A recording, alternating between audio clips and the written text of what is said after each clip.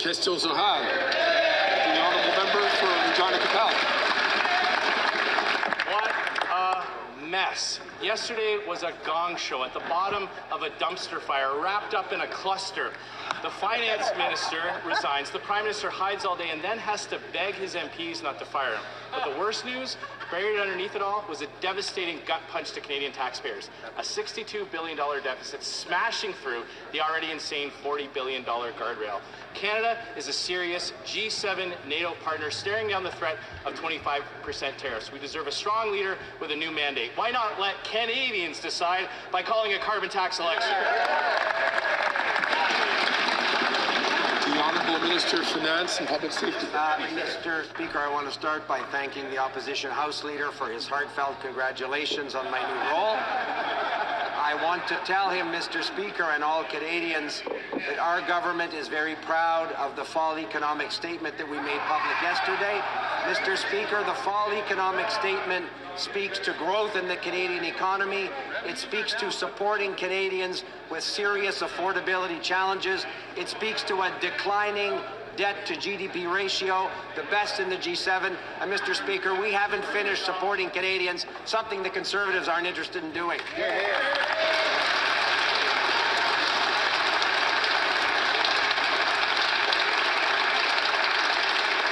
The Honourable Member for Regina Capel. Well, I'd like to congratulate the new finance minister for being the fourth finance minister in a 24-hour period.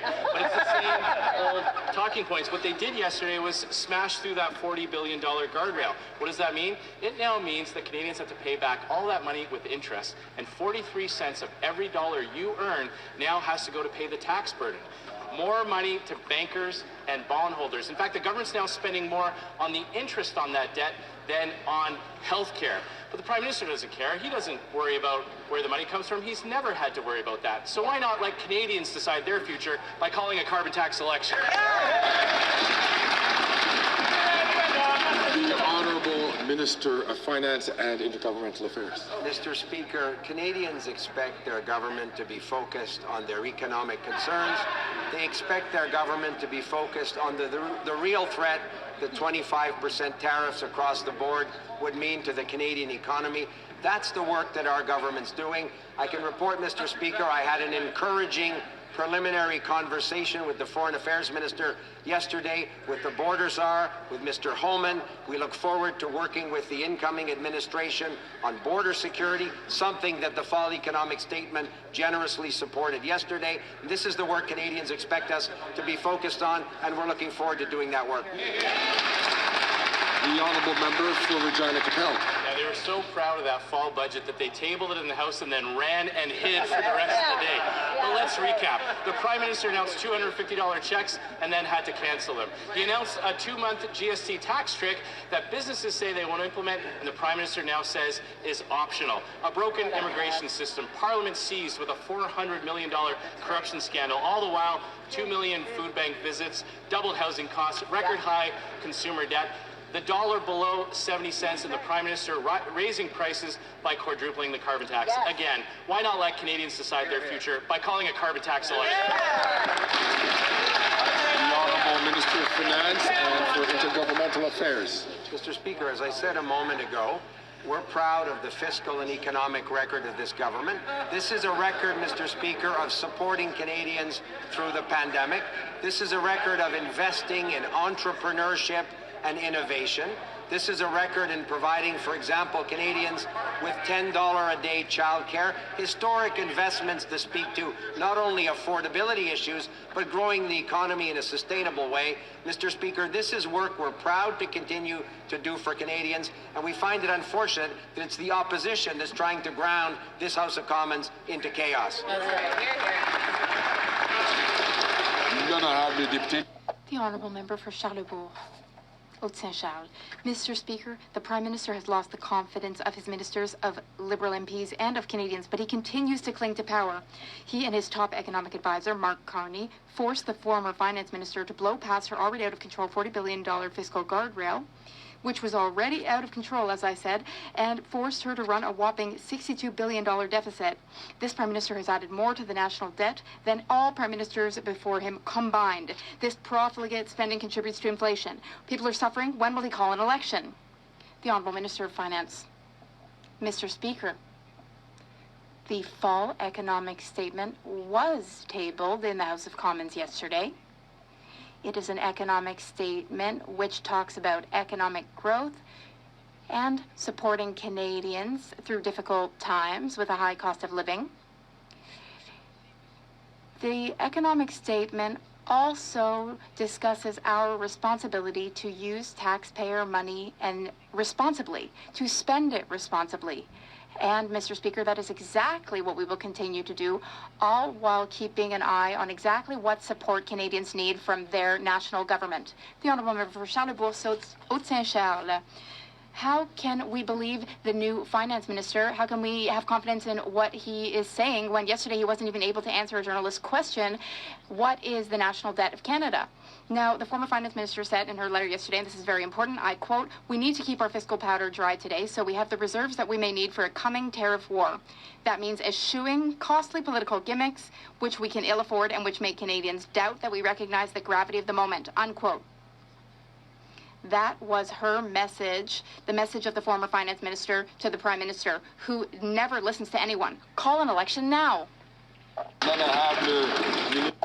The Honourable Minister of Finance and Intergovernmental Affairs.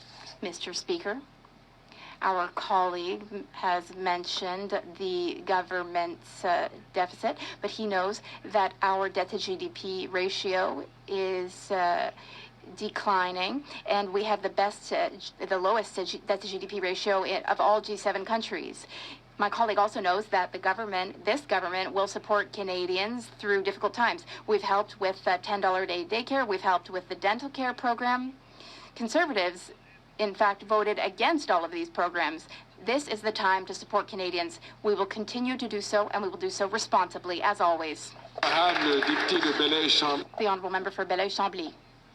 Mr. Speaker, I do congratulate the new Minister of Finance on his appointment. That said, there have been crises shaking this government for a long time, just crisis after crisis. Now there is a bad economic statement. We have a huge deficit. We also have money that the government should not have given out, that it cannot recoup. Now, we need to be strong in negotiating with the United States in the context of a significant political and economic crisis. How can this government still think it has the authority and legitimacy to do so? The Honourable Minister of Finance and Intergovernmental Affairs. Mr. Speaker, I thank the Bloc Québécois leader for his congratulations. Our government is legitimate because our government has the confidence of the House of Commons. The House gave the government its confidence several times last week. As the Bloc Québécois leader said, we are still prioritizing supporting Canadians through tough times. We are also focusing on working with the Trump administration, which will come into office in January. We will work with them to reduce or even eliminate the threat of tariffs. We will protect our borders, and we will ensure that our economy succeeds and thrives. The Honourable Member for Belleuil-Chambly. The government does not have the confidence of this House. It does not enjoy the confidence of the House. It enjoys the NDP's weakness. That said, if the government feels legitimate in negotiating on Canada's behalf in a potentially very dire crisis for Canada, then why doesn't the government seek the support and confidence of Canadians with this leader or with another? In January, that can happen in January. They need the support of Canadians, and if they don't have it, then bye-bye. The Honourable Minister of Finance and Intergovernmental Affairs. Mr. Speaker, once again, Canadians expect that their federal government, working, of course, with provincial governments, work hard to protect the economy from the threat of tariffs. That's exactly what we have done since the dinner we had with President Trump in Florida.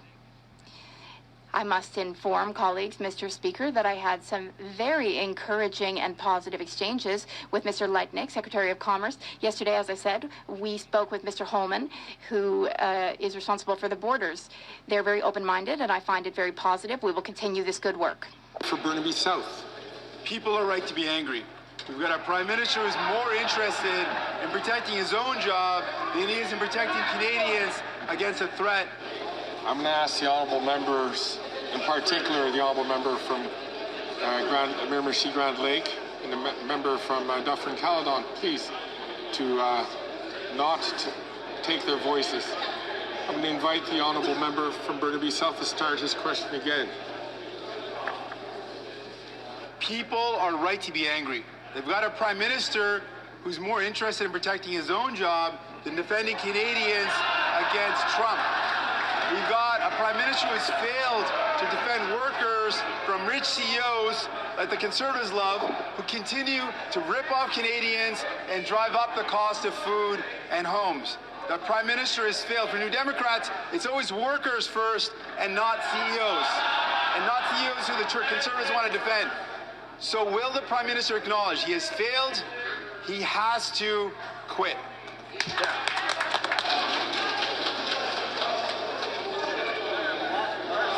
Order, please. The honourable minister, and leader of the government in the House of Commons. Thank you, Mr. Speaker. Mr. Speaker, this House voted in confidence of this government just last week on multiple occasions. Mr. Speaker, we have important work to do on behalf of Canadians. We have a very important relationship to manage with the United States at a pivotal time, Mr. Speaker, and that is exactly what this government is focused on doing. Thank you, Mr. Speaker. L'honorable député de Burnaby Sud. The honourable member for Burnaby South. On protecting CEOs to the harm of workers. The Prime Minister is working harder to defend his own job than to defend Canadians from Donald Trump's threats. The Prime Minister failed to defend workers from CEOs who are taking all the money. This Prime Minister needs to protect workers, not CEOs. The Prime Minister has failed. Will he resign? The Honourable Government House Leader. Mr. Speaker, the NDP leader knows full well that last week we earned the confidence of this House on several occasions. Our government always works to protect Canadians, Canadian jobs, and the Canadian economy. Now, we're focused on that. And we are focused on properly managing our relations with the United States. Thank you, Mr. Speaker. Yesterday, the fall economic statement confirmed what former finance minister, the budget officer, and the Globe and Mail already told us, that this weak and now wounded Prime Minister hijacked the statement to drive Canada through the fiscal guardrail and over a cliff. $62 billion in overspending. That's 50% higher than their own target set just months ago. They told us over and over again that the deficit wouldn't exceed $40 billion. Simple question. Why did they mislead Canadians again? Yeah, way to go! The Honourable Minister of Finance and for Intergovernmental Affairs.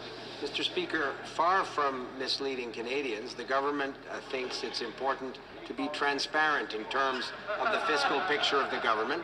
That's why, Mr. Speaker, based on legal advice and accounting practices, the government booked contingent liabilities that increase the initial deficit projection to the level that my colleague referred to. Mr. Speaker, this is about righting historical wrongs with Indigenous peoples, something the previous government, Conservative government, ignored. And Mr. Speaker, we think the responsible thing to do is to be transparent with Canadians. That's exactly what we did.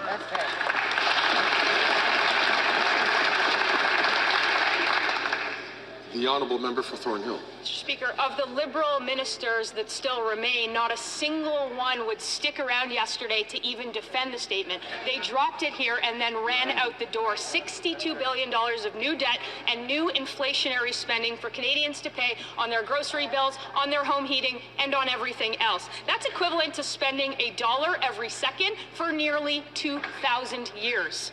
The Prime Minister has clearly lost control of his caucus. He's lost control of his cabinet. He's now lost control of spending. So when will he give Canadians the chance to weigh in and call a carbon tax election? The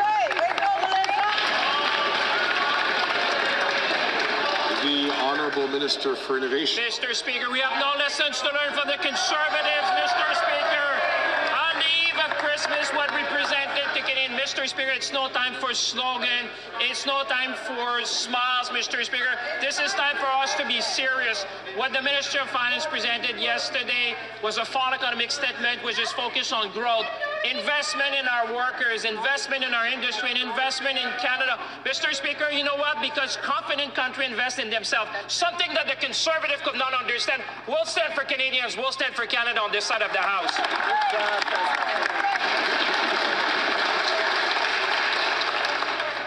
The honourable member for Wellington Halton Hills. Mr. Speaker, who is in charge of the clattering train? The Prime Minister has lost the confidence of Canadians, and now he's lost the confidence of his MPs and his cabinet.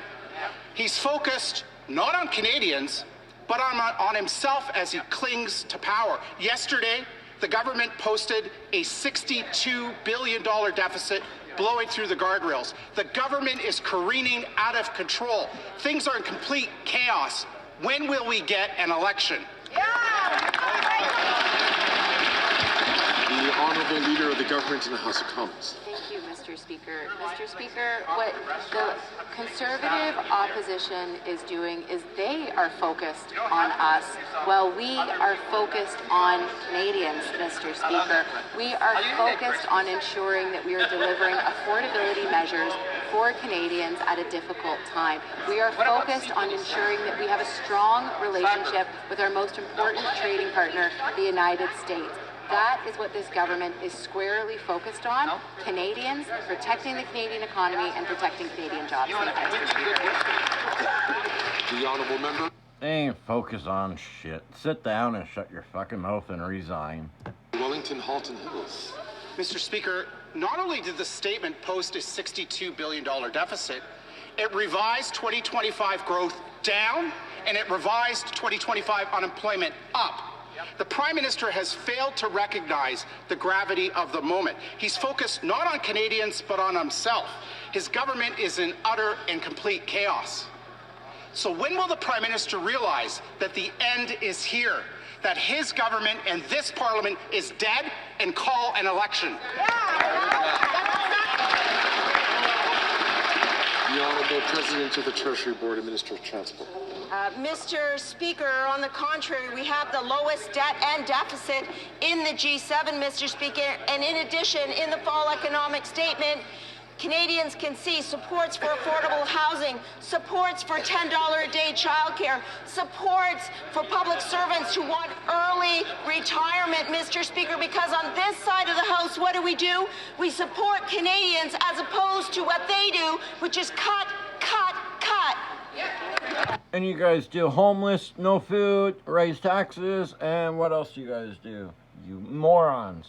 Resign. We don't want you. We don't like you. Resign. L'honorable député de Louis Saint. The honourable member for Louis Saint Laurent. Mr. Speaker, we do, of course, congratulate the new finance minister. Just 9 years ago, in 2015, he, the Prime Minister, and everyone on that side of the House, they were elected promising 3 small deficits, and then in 2019, a $0 deficit.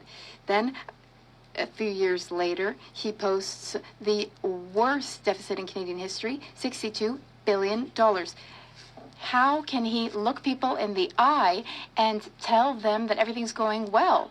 Can he, the new minister, tell the Prime Minister that he needs to call an election to determine whether or not he deserves the confidence of Canadians? Ministre des Finances. The Honourable Minister of Finance. and of Intergovernmental Affairs. Thank you very much, Mr. Speaker, and I thank my colleague for the congratulations. Now, Mr. Speaker, it will come as no surprise to you that we do not share his pessimism. We have a lot of confidence in the Canadian economy, in Canadian workers, and in the fall economic statement, which gave Canadians a lot of hope, especially as regards support to them during tough economic times. We've also announced very significant investments. I'm excited to talk more about them this afternoon. For instance, we are investing in our border to protect Canadians and also work with our American partners. We're here for Canadians. The Honourable Member for Louis Saint Laurent. Mr. Speaker, it's Finance 101. A deficit is money that you don't have. 62 billion is money that we don't have. It's money that we're punting down the road to our children, grandchildren, and great-children who haven't even been born yet. They will have to pay for today's poor financial management. All Canadians knows that the Prime Minister is alone in his bubble. Canada has never before had a Prime Minister so narcissistic, selfish, and full of himself. The problem, though, is that all Canadians, even those who haven't even been born yet, are going to have to pay for his poor management. When will there be an election so we can elect a good, strong, Conservative government? The Honourable Minister of Finance and of Intergovernmental Affairs. Mr. Speaker, it will come as no surprise to our colleague that we disagree with the idea of having a Conservative government which would cut and gut the programs that support Canadians. They voted against our $10 a day daycare program to help Canadian families. They voted against the Canada Dental Plan. Mr. Speaker, Canadians expect a responsible government. We're focused on supporting Canadians through economically, financially challenging times. This is what our government is doing. The Honourable Member for Terrebonne.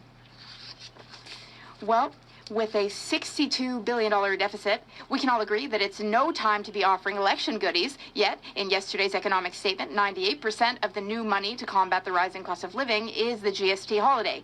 Worse still, this purely electoral measure represents almost everything the government is doing to tackle the cost of living between now and 2030. This 2-month tax break, which the former finance minister described as a costly political gimmick, well, this is the Liberals' long-term economic vision.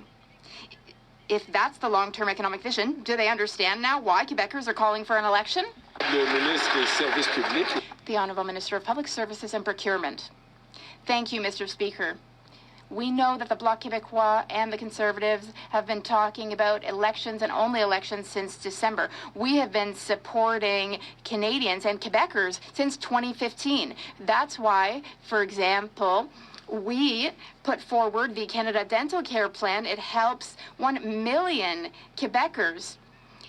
It gives them dental insurance that most of them never had before. Unfortunately, both the Conservatives and the Bloc Québécois insist on being against the Canada Dental Care Plan. And in fact, the Conservative leader claims it doesn't even exist. The Honourable Member for Terrebonne. Mr. Speaker, it's very simple. The Quebecers, in fact, never wanted the GST holiday. What's more, the GST holiday is downright harmful to our small and medium enterprises. Yet it's the only element of the economic update to deal with the rising cost of living. And it accounts for 98% of new spending. The Liberals are out of steam, they've run out of ideas, and they're running out of resources, human resources, after the resignation of the finance minister, who is joining 8 other Liberal ministers who are jumping ship. Quebecers deserve better than a government that's falling apart and crumbling before their very eyes. Will the Prime Minister finally call an election? The Honourable Parliamentary Secretary to the Minister of Finance. I think it's very obvious that the Bloc Québécois is against cutting taxes. But had they read the fall economic statement, they would know that we've created over 330,000 jobs in Canada. Well-paying jobs, Mr. Speaker. Canada has experienced the highest salary growth of all G7 countries. Canadians are bringing home paychecks that are 5% bigger, even after accounting for inflation, Mr. Speaker. We are making sure that Canadians' paychecks increase, Mr. Speaker. I'm hearing a lot of noise. A lot of noise from the back of the room. Tout le monde va pas prendre leur... I hope that not everyone will start talking without having been recognized by the chair. The Honourable Member for Berthier-Masquinongé.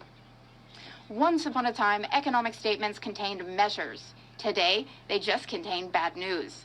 What a contrast between the enthusiasm of 2015 and the cynical electioneering deficits of 2024. What a contrast between the solidarity of 2015 and the ministers who are jumping ship one by one. What a contrast between the Prime Minister who was a superstar in 2015 and the Prime Minister who tonight will struggle to get people out for his Christmas party. Mr. Speaker, it's over. That's it. That's all. It's over. Will the Prime Minister call an election?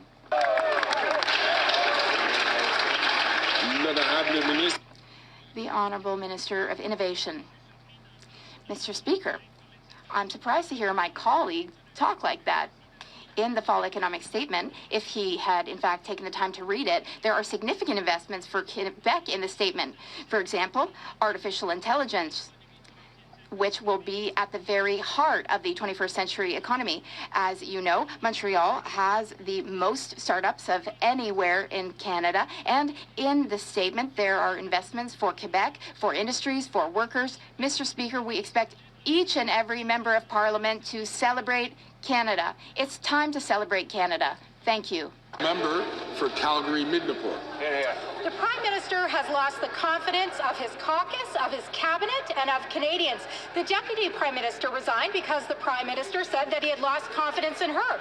A minister must speak on behalf of the Prime Minister, and with his full confidence in making your decision, you made clear, I no longer credibly enjoy that confidence. Just last week, Mr. Speaker, the Prime Minister was talking about how Americans have lost the ability for females to lead in that country.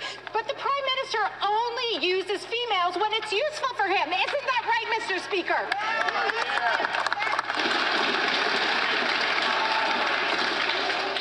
The Honourable Leader of the Government in the House of Commons.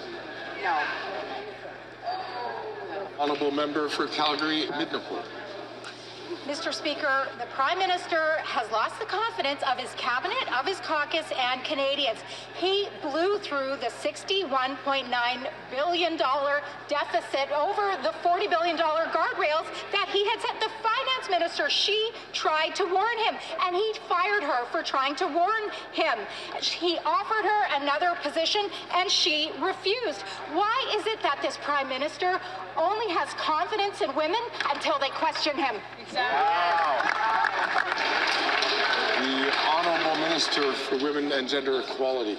Mr. Speaker, the Conservatives keep bandying about the word feminism, but let's talk about tangible policies that are offered in the fall economic statement for women. $50 million to build more shelter spaces across this country, Mr. Speaker. $15 million for women's organizations whose goal it is to end gender-based violence, as well as permanent funding for the Sexual and Reproductive Health Fund. This is what it looks like to have the backs of women. Conservatives know nothing about that.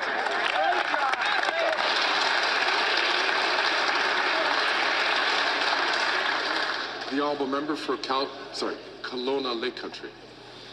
This Prime Minister has lost confidence of his cabinet, of his Liberal MPs, of Canadians as he clings to power. Hours before she was set to release the fall economic statement, the former finance minister quit, saying, quote, on Friday you told me you no longer want me to serve as your finance minister and offered me another position in cabinet, unquote.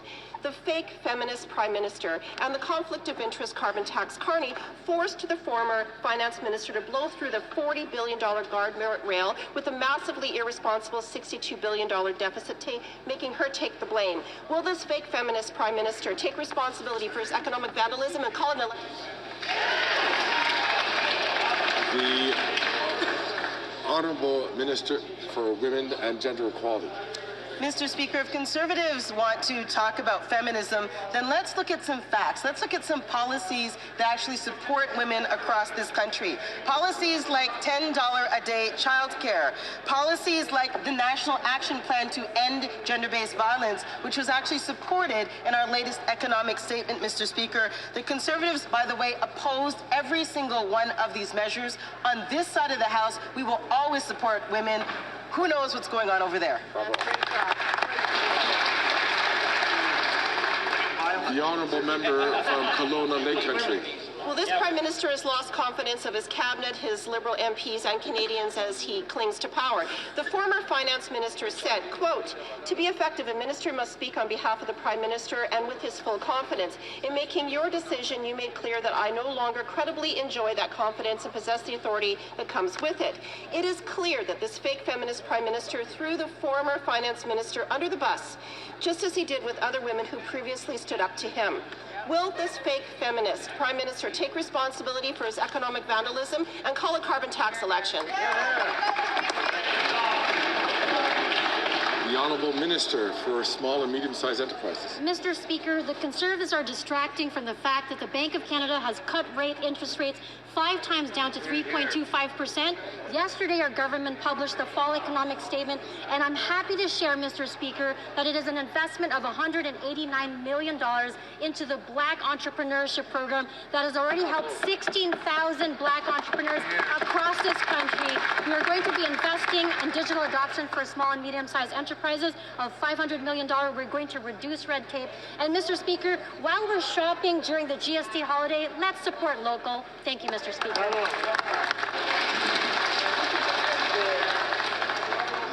The honourable member for Vancouver East. The caregivers pilot programs expired back in June.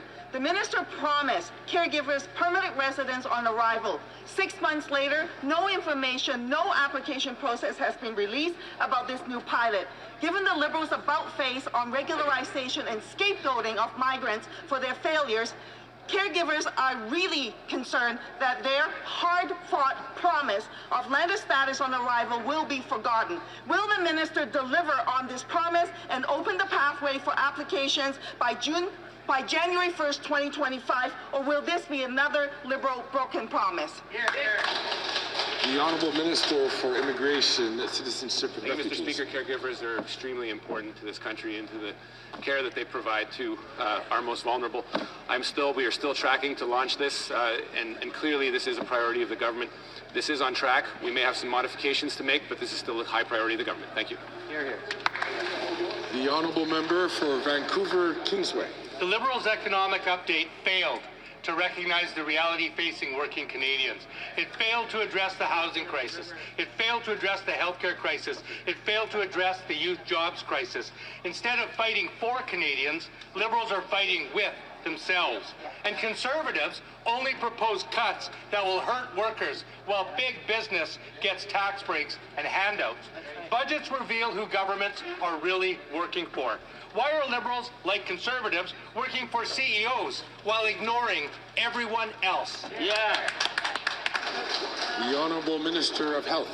Well, thank you, Mr. Speaker, and that honourable member would know because we worked very well together to create a national pharmacare plan that's going to make sure that Canadians everywhere have access to the medication they need. And it builds upon a Canadian advantage that we need to maintain, an advantage that sees Canadians not only living longer, but living 6 years more in health than they do in the United States. The lifespan that we enjoy is every bit as important as every other measurement. And the advantage that we have in health cannot be lost. We must continue to drive forward and transform our health system from one based in illness to one based in prevention. The honourable member for St. John's East. Mr. Speaker, last week the government of Newfoundland and Labrador and Quebec announced a historic agreement on Churchill Falls, as well as an agreement to develop the Gull Island project and upgrade other hydroelectric assets. This deal has the potential to transform Newfoundland and Labrador, create tens of thousands of jobs, and sweeping economic spin-offs. Can the Minister of Rural Economic Development inform Canadians how our government helped create the economic conditions to make this deal possible? The Honourable Minister for Rural Economic Development. Speaker, after decades, Newfoundland and Labrador and Quebec have signed an historic agreement that will have huge benefits for all. Our government is working towards a net zero electricity grid and provided Newfoundlanders and Labradorians with assistance on rate mitigation. That, along with the investment tax credits for net zero projects, help create the conditions for this agreement to make Newfoundland and Labrador an economic and energy powerhouse. I congratulate both premiers on this historic historic deal, and I can't wait to see the shovels in the ground. Hear, hear.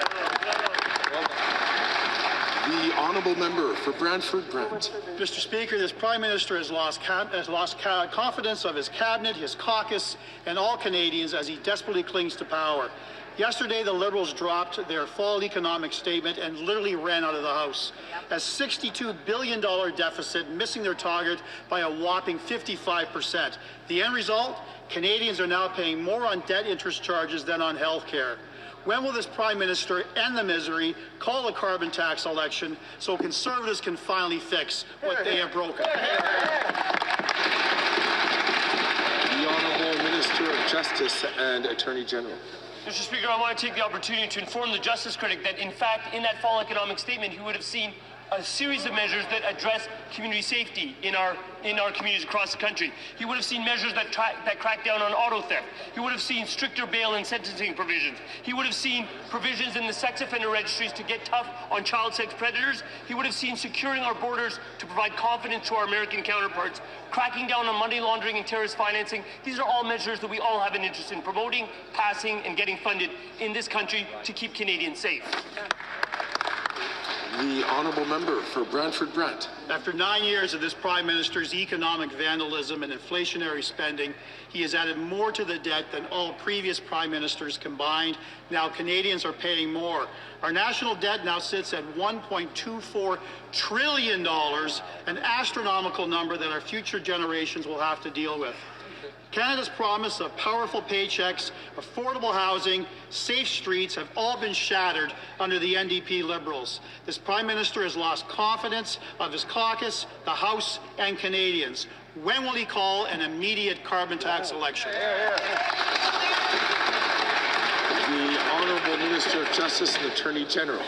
Mr. Speaker, that member is a former Crown attorney. He knows in terms of keeping communities safe, it starts with addressing the prolific amount of guns that are in our communities. What's in that fall economic statement? $597 million to take weapons off of our streets. What else is in there? Mr. Speaker, that member knows that organized criminality is a problem in Canada from coast to coast to coast. What we are doing with organized criminality is ensuring tougher penalties for financial crimes, cracking down on money laundering, and cracking down on terrorist financing. You get at the cause of the problem when you address the money flow. That's what we're doing in the fall economic statement. We wish we could have their support.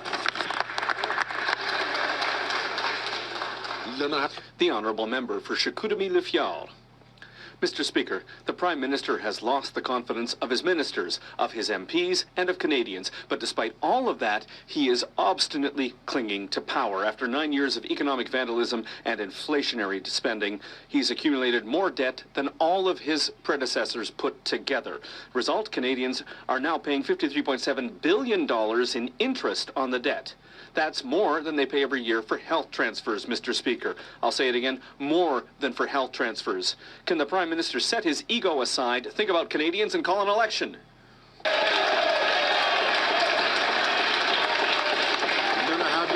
The Honourable Minister of the Environment and Climate Change.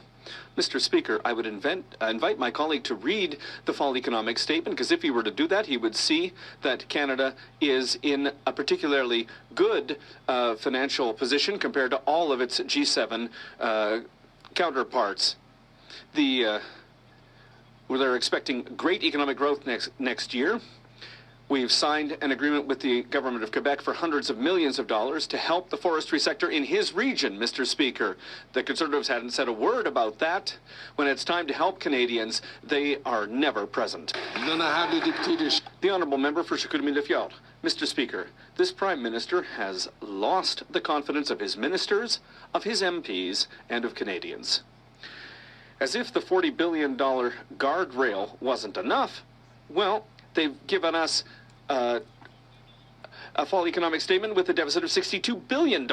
So much for the guardrail. Canadians are paying more in interest on the debt than they're paying for health care. He is desperately clinging to power. Enough is enough. When's the election?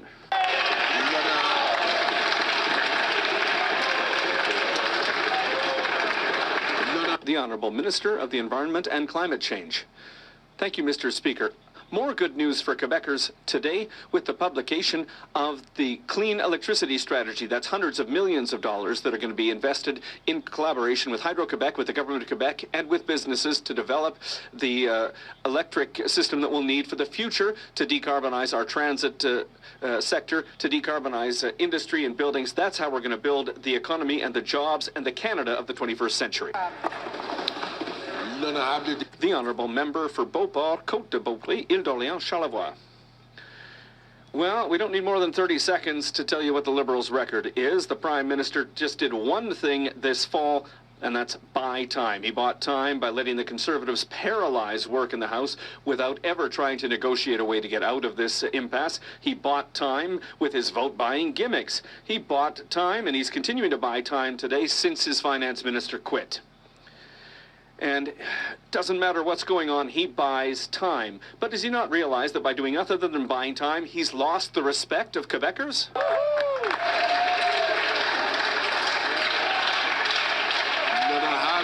The Honourable... Order. The Honourable Minister of Tourism. Thank you, Mr. Speaker. I'd like to thank my colleague for her question.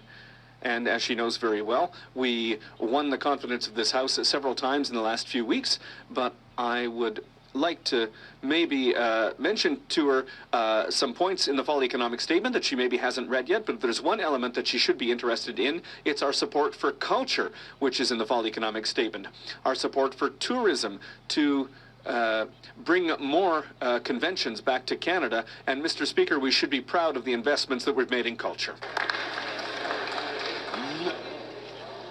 The Honourable Member for Beauport, Côte de Beaupré, Île d'Orléans, Charlevoix.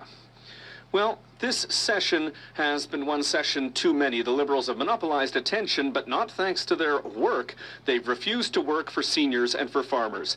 They've refused to work to get rid of the religious exception. They've refused to work to guarantee Quebecers access to early requests for medical assistance in dying. Unfortunately, they have been focused on internal caucus fights. That's where their attention's been, and that's why the following question is on everybody's lips today. When are we going to get rid of this government that doesn't want to work for Quebecers? Oh!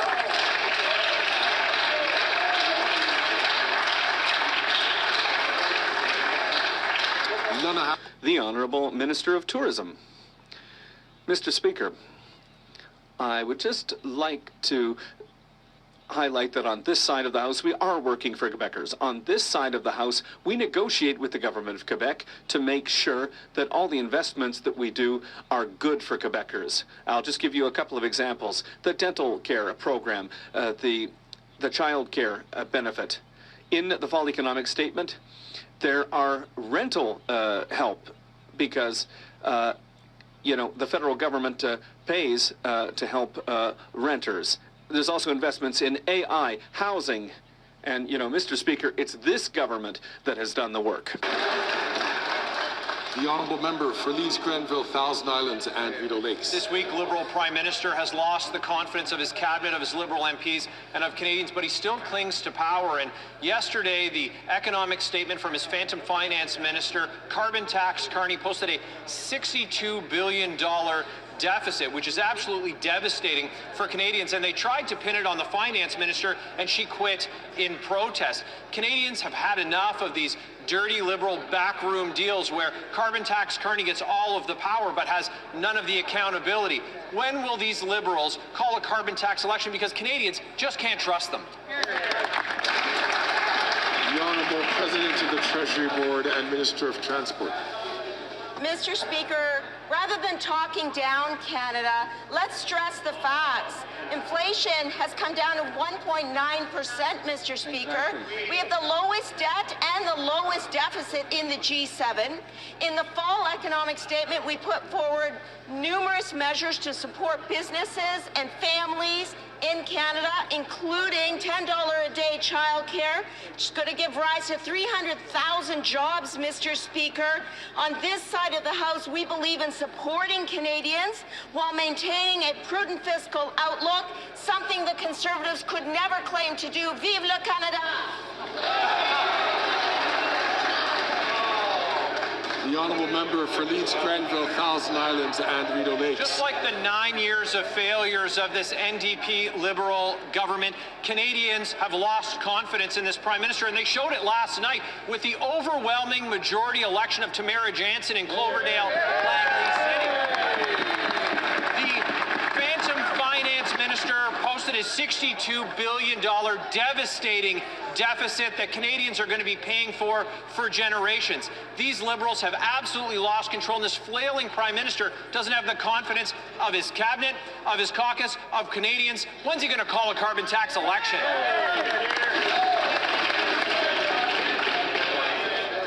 The Honourable Minister for Natural Resources and Energy. Thank you, Mr. Speaker. In the fall economic statement yesterday,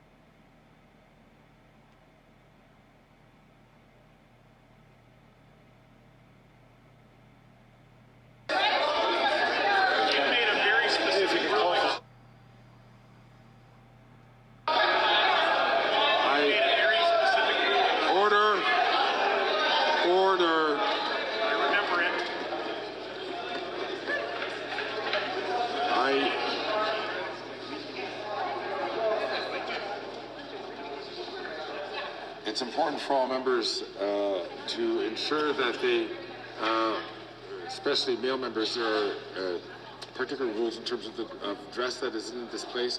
I am not certain that the sweater is a top, but I'll invite the Honourable Minister perhaps to button up his jacket.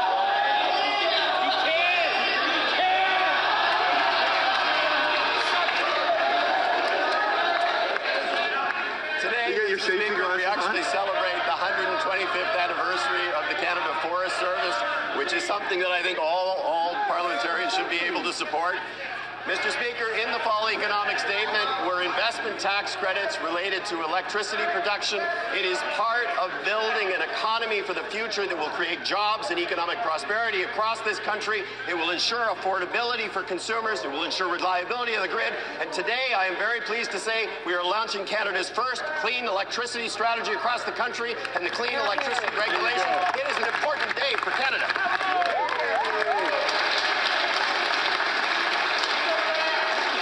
The Honourable Member for Cypress Hills, Grassland.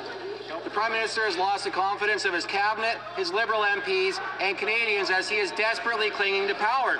He forced the Finance Minister to join the ghosts of ministers past in favor of Phantom Finance Minister Carbon Tax Carney because they thought that her massive deficit wasn't big enough. With all the chaos he has caused around him, the Prime Minister's own inner circle is abandoning him. He went to the Governor General yesterday to appoint Carney's placeholder, but why didn't he go one step further and just call a carbon tax election? The Honourable Minister for Natural Resources and Energy. Mr. Speaker, another element of the fall economic statement yesterday was the launch of the Indigenous Loan Guarantee Program. That will make Indigenous peoples partners in projects across this country. It is part of building an economy that is inclusive and prosperous on a go-forward basis. On the other side of the House, we have a group that actually are a bunch of climate skeptics and climate deniers who have a plan for the economy that is based on the 1960s and looking backwards. On this side of the House, we are building a future for Canadians. You guys ain't doing shit. Fucking resign and give it up.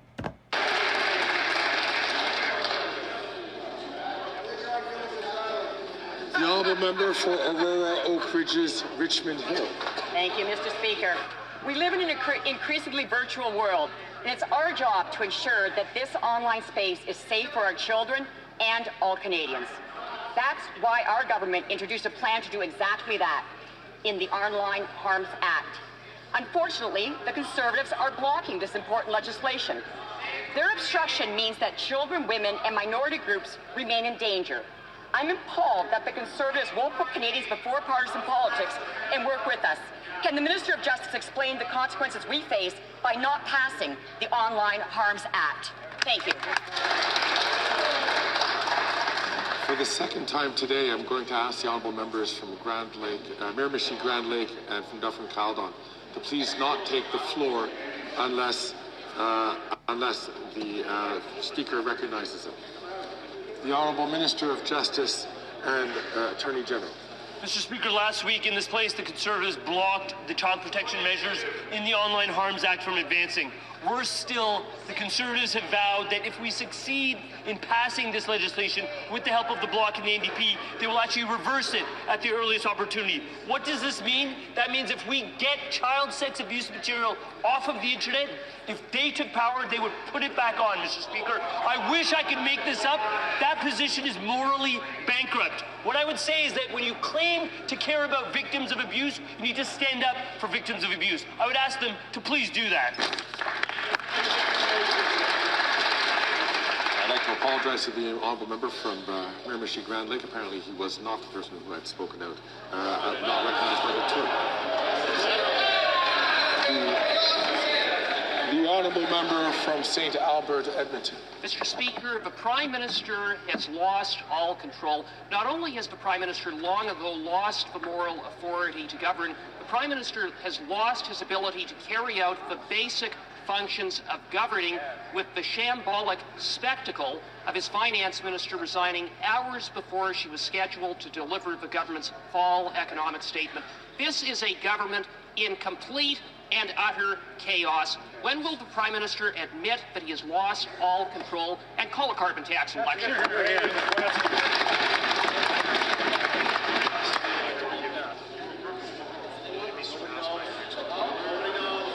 The Honourable Minister of Housing, Infrastructure and Communities. Mr. Speaker, this may be the last opportunity I have to answer a question in the House of Commons as a minister, and I want to take an opportunity to say thank you to everybody back home in my community and all members of this House on both sides of the aisle for an opportunity to engage in debate over the years and to put competing ideas on the table. When it comes to the way that caucuses should operate, I would remind my honourable colleague, as one of the people who's written to advocate for his community to receive funding through the Housing Accelerator Fund, that he's now been banned by his own leader to continue to advocate on behalf of the good people of St. Albert, Edmonton. Mr. Speaker, it has been an honour to serve. I look forward to what the future may hold, and I want to say congratulations to a term well served by all colleagues.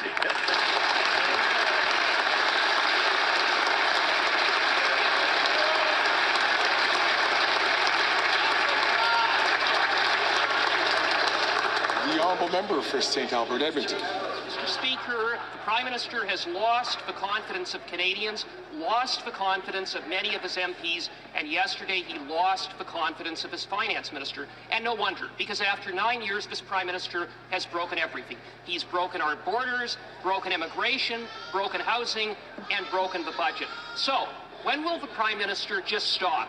Stop breaking things, acknowledge that he doesn't have a mandate to continue to govern, and call a carbon tax election.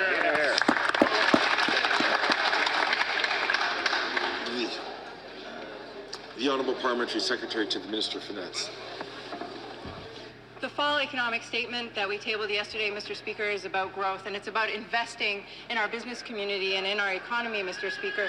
The accelerated capital cost allowance will ensure that Canadian businesses stay on this side of the border, stay in Canada, that our creation of jobs will continue to increase. 330,000 jobs were created in the last year alone, and these are good-paying jobs, Mr. Speaker. Even accounting for inflation, salaries have risen by 5%, the highest in the G7, Mr. Speaker. We're ensuring that Canadians bring home stronger paychecks and better jobs. The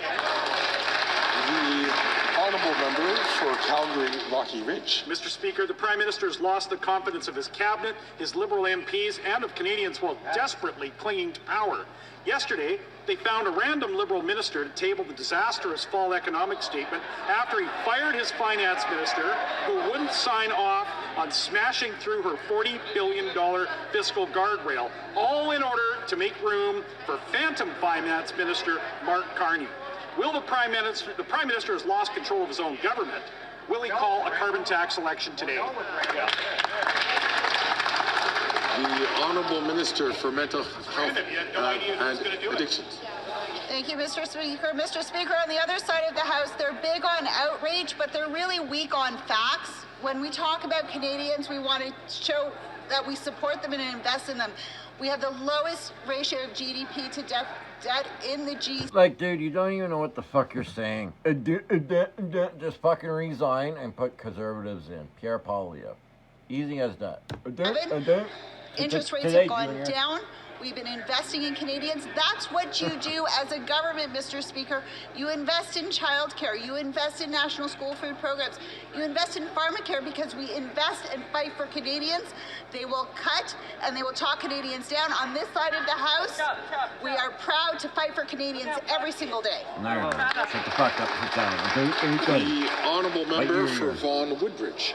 Mr. Speaker, children in Canada need protection from online harm. The abuse that occurs online is endangering our kids, and it's time we act to prevent more families from being harmed. Our government has risen to this challenge, putting forward a plan to help parents and children. C-63, the Online Harms Act, creates safety measures that will save lives. The Conservatives are now the only roadblock to making the bill a reality in Canada. Mr. Speaker, the safety of our children should not be political. Can the Minister of Justice please discuss the importance of this critical legislation and why we need it passed now? Thank you. The Honourable Minister of Justice and Attorney General.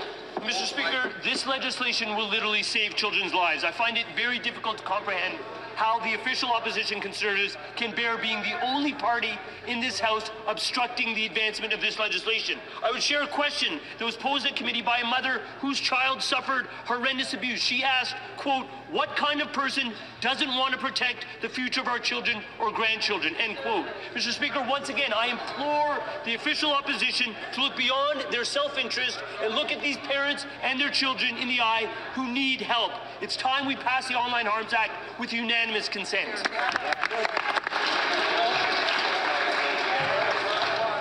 Order.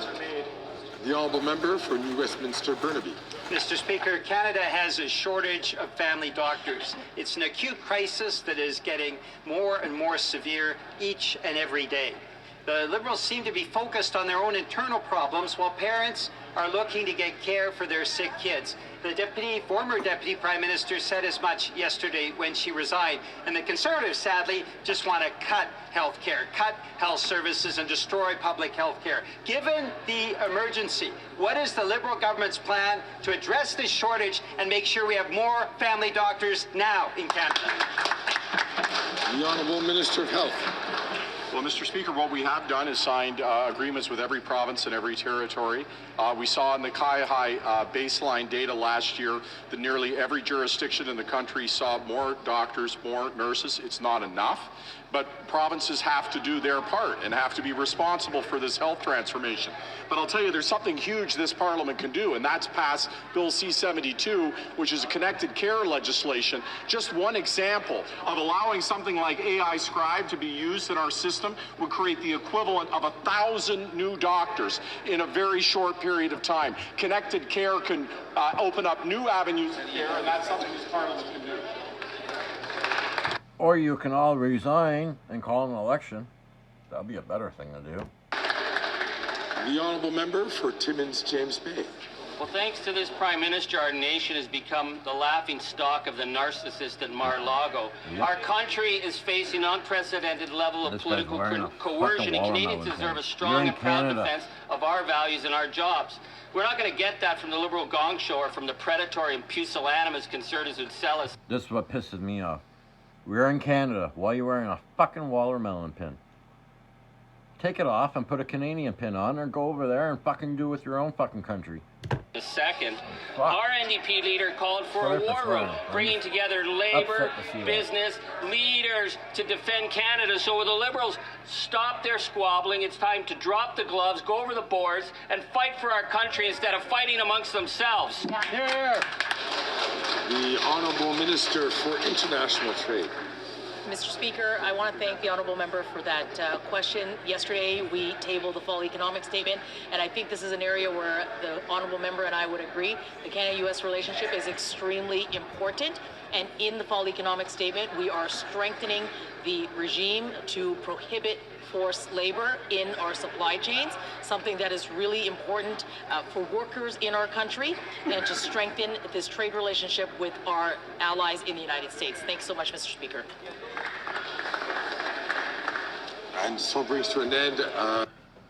Well, that's it for this one, folks. The end of 2024. I will come back whenever they come back on. I think that's at the end of January.